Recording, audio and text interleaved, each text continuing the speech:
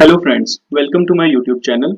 In this video lecture we will discuss about the definition of linear dependent and linear independent. तो linear dependent को पहले समझते हैं linear dependent कहना क्या चाहता है।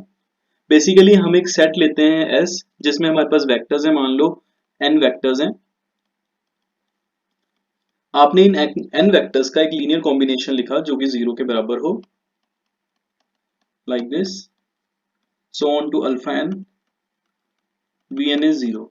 बेसिकली आप लोगों ने अल्फा आइज चूज करे फील्ड से, अल्फा वन वी वन करा plus alpha two v two and so on alpha n v n करा, और जब आपने इसको सॉल्व आउट करा इस सारी चीज को, वो 0 आ गई, राइट।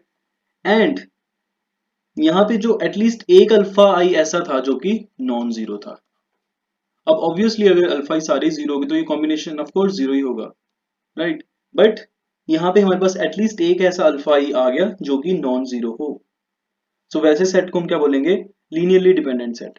तो हम इसकी डेफिनेशन अब देखते हैं क्या लिखी हुई है। So let V be a vector space of the field F, then the vectors v1, v2 and so on to vn are called linearly dependent if there exist scalars alpha 1, alpha 2, so on alpha n, not all 0, that is at least one of the alpha is non-zero, such that the linear combination becomes 0. So that is the definition of linear dependent. इसके regarding अब हम एक example discuss करते हैं इसको और भी समझने के लिए। So let's choose some vectors and let us check that the set becomes linear dependent or not. So the example goes like this: v1 is 2 3 4, v2 is 1 0 0, v3 is 0 1 0 and v4 is 0 0 1. Now I want to prove that these vectors are linearly dependent. तो हम लोग क्या करेंगे? मैं ऐसे alpha i's choose करूंगा such that ये linear combination हमारा 0 बन जाए, राइट।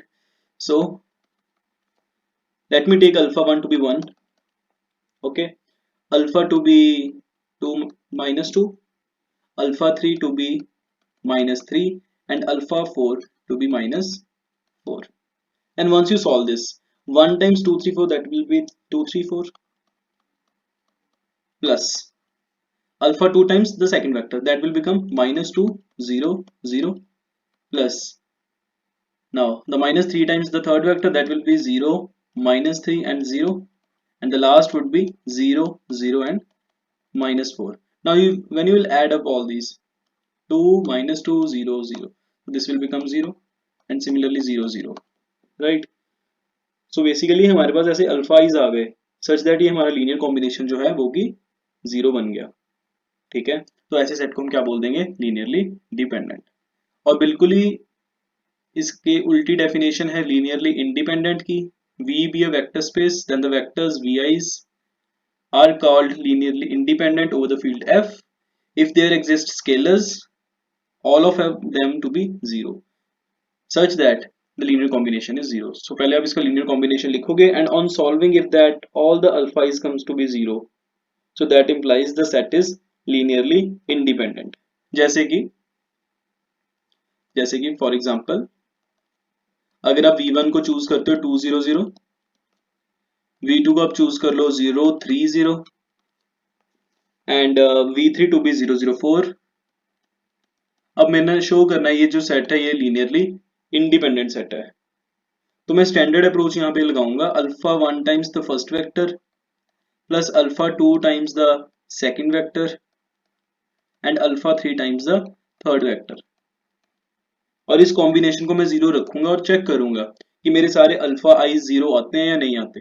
तो on solving you will be getting 2 alpha 1, right, then ये क्योंकि सारे 0 हैं, ऐसे जो सेकंड वाला आएगा वो आएगा 3 alpha 2, the last one will be 4 alpha 3। so this is equal to 0 0 means here 0 means this 0 0 0, हाँ ठीक है। तो अब आप दो टपल्स को कंपेयर कर सकते हो इजीली। तो जो पहले टपल को कंपेयर करोगे 2 alpha 1 is 0, so alpha 1 and alpha 2 भी और अल्फा 3 तीनों 0 आ गए, मतलब हमने लीनियर कॉम्बिनेशन को 0 को इक्वेट करा और हमने चेक करा कि क्या सारे अल्फाइज मेरे 0 हैं, एंड यस हमारे सारे अल्फाइज यहाँ पे 0 आ गए. Hence all these vectors are v1 v2 v3 are linearly independent vectors.